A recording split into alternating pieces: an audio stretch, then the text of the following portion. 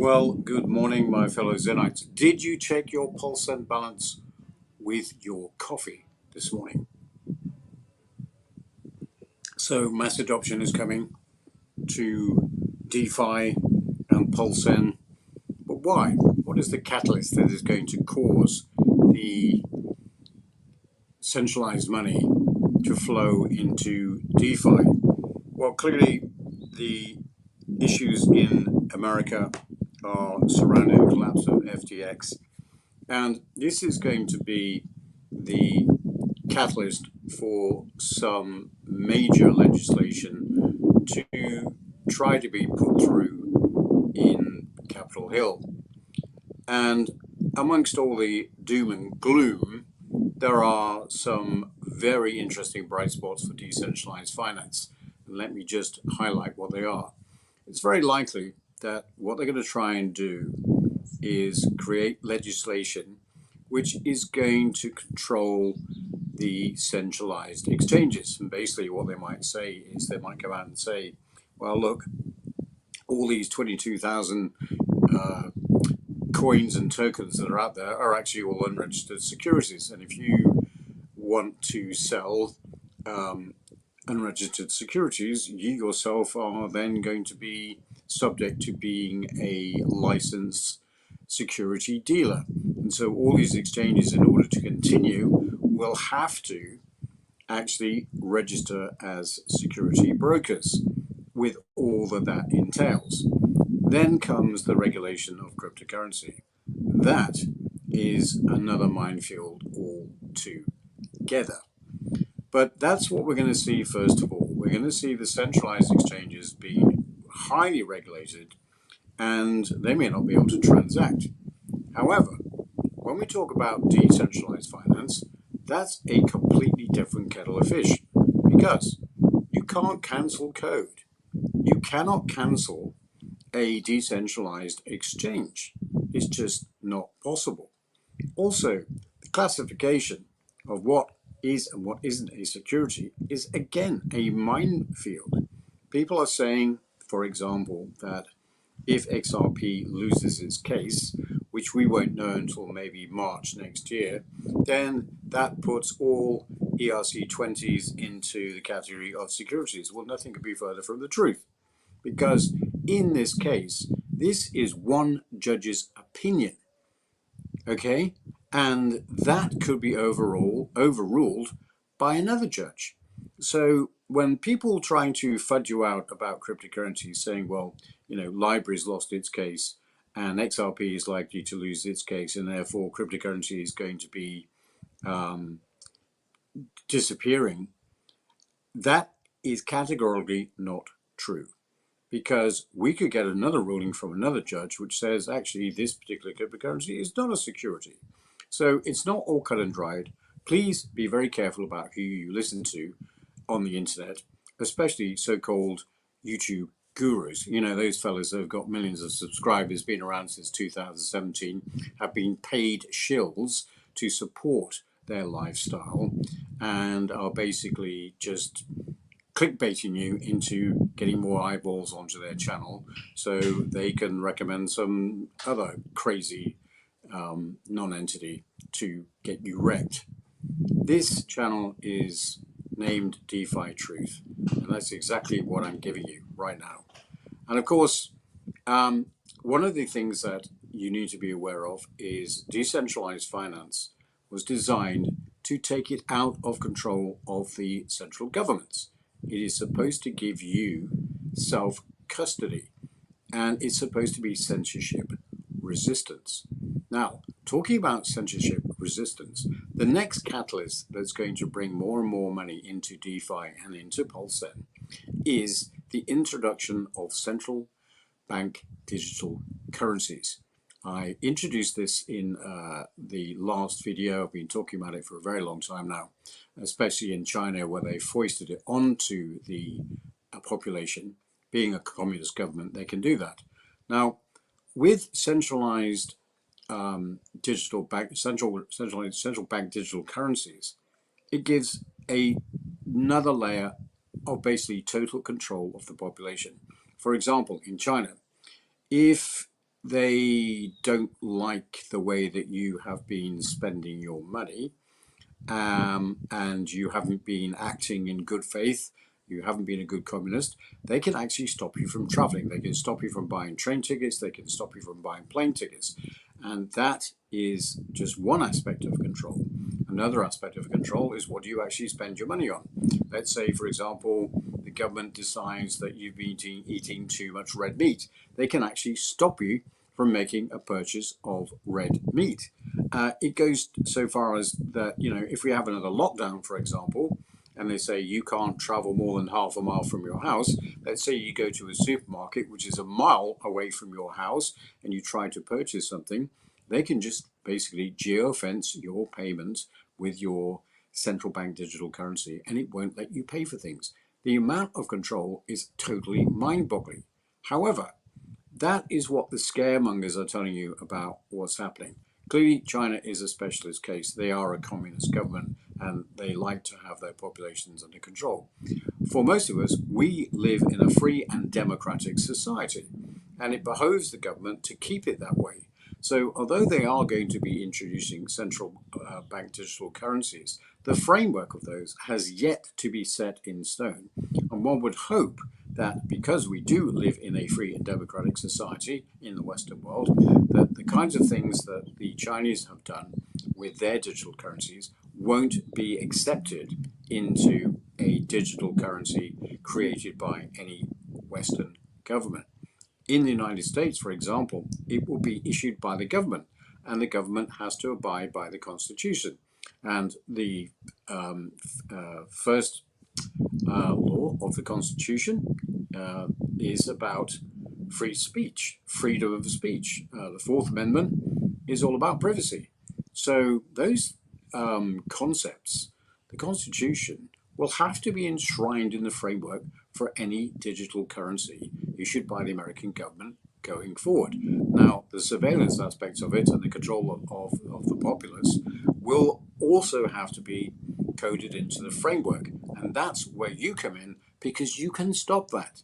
But even if you can't, what's going to happen is, because the government's going to be pushing this digital currency, and it's already happening, there's 200 projects around the world, and the Biden administration has already said it's one of their primary goals is to launch the digital currency. Why? Because basically China is at the stage where the United States government said they want to be in 2030. So China is way ahead of everybody in leaps and bounds, and they're trying to catch up madly. So one of the things they're going to be doing is educating the public on what digital currencies are. That is fantastic free advertising for all of us in the decentralized finance world, and in particular to Pulse Ben, because people are going to realize exactly what cryptocurrencies are all about, how they can get involved, and then they can really start to understand the opportunities that are available to them in decentralized finance. Now, for those of you who don't understand the concept of Pulse Ben, let me just show you this very, very quick video which explains everything in complete detail. In these tumultuous economic times, it seems harder and harder to get ahead. Even though you have made all the right financial decisions, it's never enough. The problem is not you, it's the system. You see, the system is designed to make the rich richer and the poor poorer. The only solution is to break free from this system. Today, you can join a new, growing economy and finally get ahead. This economy is built around a socially engineered token called PulseN, which is designed to redistribute wealth. The truth is that there is no scarcity of wealth. We just need a better redistribution system. PulseN harnesses the power of the eighth wonder of the world, compounding interest. Simply buy and hold PulseN in your wallet, and after each transaction made across the network, your token balance goes up. This is thanks to the Pay It Forward deduction, which takes 2% of every transaction and distributes it equitably to all PulseN holders. No one is coming to save you. This is the way out, but you need to do the work. You have to get educated. You have to take a leap of faith. You have to join the new economy to secure your financial future. Take control of your finances with PulseN.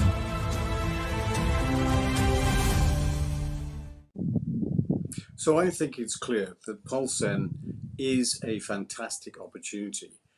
The problem is trying to explain that opportunity to the average person in the street. And this is why I'm extremely optimistic on two fronts. With the legislation, the possibility of legislation going forward for centralized exchanges and centralized finance in particular, it will push people to open their minds to what decentralized finance is all about. It gives you a economy which is outside of the control of the governments, and the governments are quite clearly trying to gain more and more control. So with that legislation, bills, possibly coming forward, with the promotion of a central bank digital currency in most Western countries, more and more people are going to realize that there is an alternative economy which is open to them right now. All they have to do is to get educated and take action. Look, the premise and the promise of DeFi, Pulsen in particular, is that it is trustless. And what that means is you're not relying on any third party. Look, if you put your money into a bank, for example, right, the moment that that money goes into the bank account, that money is no longer yours. Do you understand that? That money is no longer yours. You might think, well, I'm putting it into a bank. That's like, putting it into a safety deposit box, whatever, and I can go in and take it out at any time. Well, the thing is that in the banking terms and service, that's not what happens at all. As soon as you agree to put your money in a bank account, that money is no longer yours. What happens is the banks now have a debt and they owe you that money. It's not the same thing as it being your money.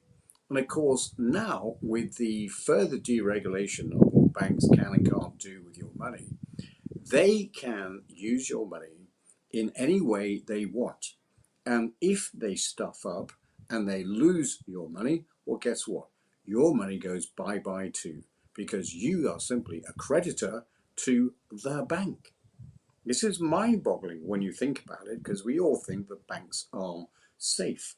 We think that putting our money in the bank is the safest thing to do, especially in this world of turmoil at the moment. And actually, it isn't. It's probably the worst thing that you can do, because you're losing 20% of your value every single year. And let me tell you something, inflation is not going away anytime soon. The Federal Reserve, for example, is stuck between a rock and a hard place. They want to raise interest rates to try and crash the stock market, to try and crash the housing market, and to try and crash the employment market. But it's just not working. And they cannot afford to raise the rates where they really should be, which is probably about 16 to 18%. Why? Because the country owes so much money that it simply couldn't afford to service the debt. It is a mind-boggling mess. And, the whole system is designed for one thing only. It keeps the wealthy more wealthy and the poor more poor. We need a reset tool. You've heard about the Great Reset. Well, PulseSend is the Great Reset tool. Why? Because its sole job is to redistribute wealth. It's a network economy. It's a utility token. People are beginning to throw some very interesting projects into the PulseSend Telegram group. One of them being the digital economy that lives within Second Life, a 3D metaverse. Go and check that out. You might even be able to fly my helicopter or fly in my helicopter, albeit in the 3D world. It's a fantastic initiative, and it gives utility to Pulse Zen.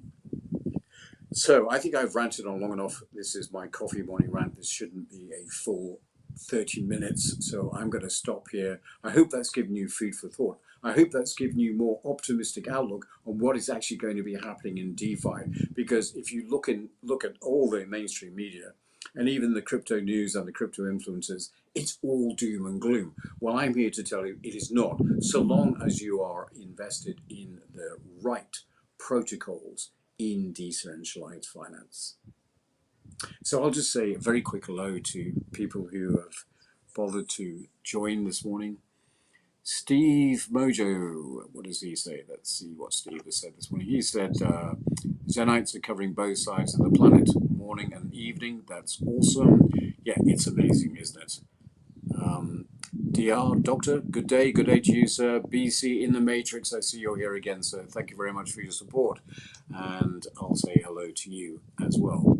And of course, I'll say hello to my replay viewers.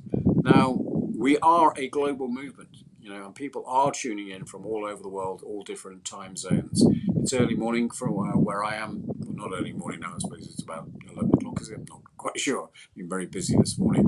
I'm off to another luncheon this afternoon where I'll be talking about Pulsen to some very wealthy people, trying to give them the idea of what crypto is. I mean, as I said the other day, they haven't even heard of DeFi. They've certainly not heard of the collapse of FTX because they simply don't see the opportunity that is before them.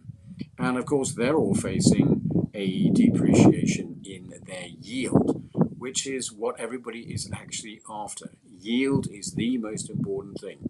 Because look, yeah, you might get $1 million in the bank one day, through your clever investing techniques, looking at Pulsen for the future. You might think, well, that's enough, I'll retire. Well, unfortunately, $1 million isn't going to do it for you, all right?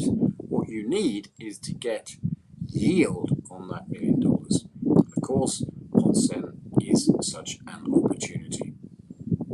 I'm Conrad Zen, former Bitcoin Foundation member, and now evangelist for Pulsen. Of course, not financial advice. These are my opinions only. Do your own research. But the future is certainly looking very bright. Thank you. Good morning. Good evening. Wherever you are in the world, have a fantastic day. See you on the next broadcast.